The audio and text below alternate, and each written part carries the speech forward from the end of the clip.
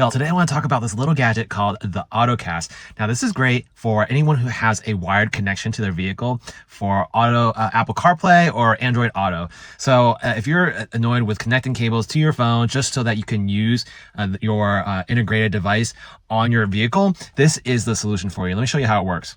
All right, so first of all you gotta do is find your USB port. It might be the regular USB, or it could be a USB-C, and there is a converter for that, an adapter that you can just attach right on here.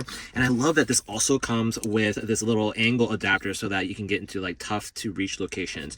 So I'm just gonna plug this in, and you just follow the instructions with your phone to connect it to the Bluetooth and Wi-Fi, and you should be good to go. It's gonna show the Bluetooth device and what you're gonna look for within your settings to connect to the Bluetooth.